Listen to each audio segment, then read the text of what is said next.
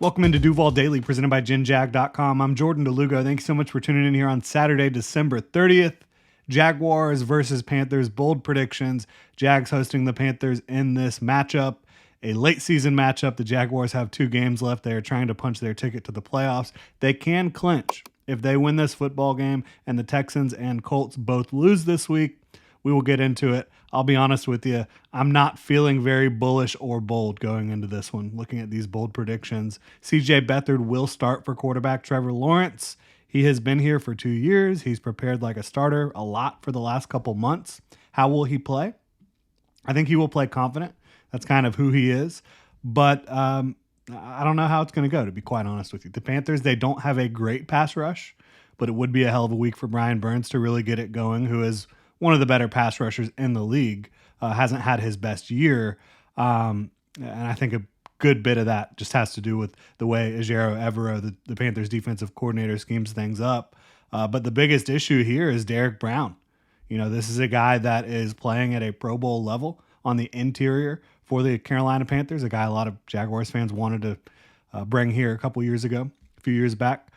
Frankie Louvu, he's questionable off-ball linebacker, but that's a guy that blitzes a lot and does it at an exceptionally high rate and does a really good job when it comes to blitzing, does Frankie Louvu. Just a really well-rounded player for them. But Derek Brown, I think he's going to own Luke Fortner. I think they're going to get them matched up one-on-one occasionally. I think CJ Beathard is going to get hit a ton by Derek Brown and company.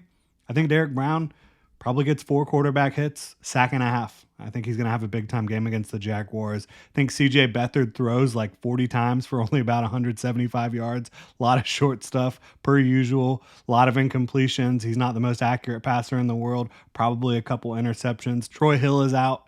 The Panthers starting nickel. J.C. Horn is questionable. I don't think it really matters. The Jaguars' passing game is known to beat itself, right? Doesn't really matter who the opponent is that much. When you look at this Panthers defense as a whole, as I mentioned, they've been better as of late with Ejiro Evero dialing things up.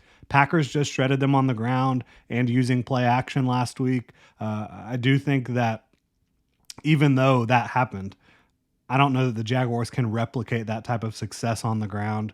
I don't know that they can replicate that type of success through the air either, quite frankly. I do think ETN is going to get it going outside the tackles a little bit in this game. It's so obvious that is the one way to potentially run consistently with this Jaguars offense, but they're just not doing it. But I think they have got to run the ball outside of tackle this week, right? Outside zone, toss crack. And I think if they do that, Travis Etienne will get 120 plus yards and a score. But do I think that they will do that? No, I do not. I think that the Jaguars are not going to do the obvious thing on the offensive side of the ball. They are not going to feed Travis Etienne. They're going to force CJ Beathard to try to win this game. And I don't like their chances in that type of matchup. I really don't. The Packers' defense last week against the Panthers' offense, it was very soft. They did not tackle well. Guess what the Jaguars didn't do last week? They didn't tackle well.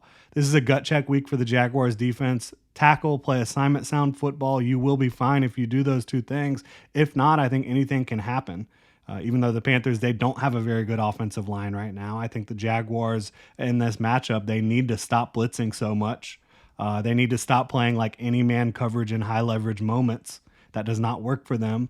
I think if you play sound zone coverage against Bryce Young with plenty of post-snap movement, that is the recipe here this week. Let Josh Allen cook one-on-one. Let Roy Robertson Harris kind of get some interior pressure.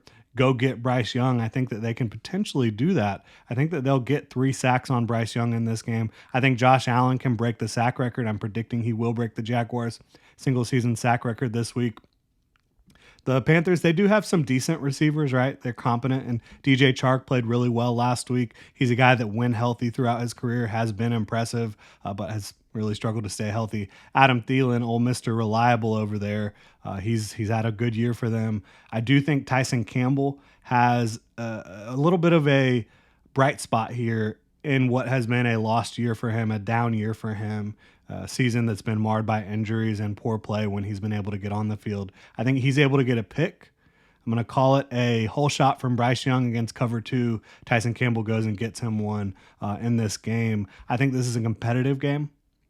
I don't think the Jaguars win. I think the defense does enough to win this football game. I think the offense fails and falters. I hope I'm wrong. Jaguars lose 20-23 to the Carolina Panthers in the ultimate game, final game of 2023. They lose 20-23.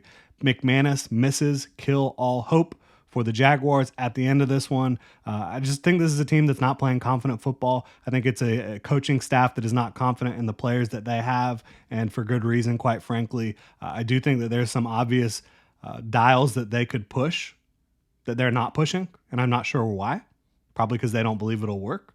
But if I was them, like I said, I'd be trying a lot of Travis Etienne outside the tackle, and I'd be trying to get the play action game going. I'd be trying to use a lot of misdirection, pre-snap movement. You're not seeing a ton of all this stuff from the Jaguars, though, for some reason. And then defensively, like I said, I would pretty much eliminate man coverage in almost every high leverage situation for the Jaguars. I would play zone. I would change the picture post-snap, and I would not blitz as much. I would show blitz, and I would simulate pressure, but I would not blitz as much. I don't think it works at an extremely high level for the Jaguars. That's my take. That's how I would try to run things if I was calling the shots for the Jaguars this week, but that's not what this coaching staff has been doing for the most part. We will see how it plays out. Again, I hope I'm wrong. I hope everyone has an awesome New Year's Eve and a great new year, and the Jaguars are able to get this thing going back in the right direction. But as of now, I've got the Jaguars losing this one. Really appreciate y'all tuning in. If you enjoy the content here, please like, subscribe, hit that notification bell. You can also check out ginjag.com/shop, pick up some new Duval gear. Y'all have a good one.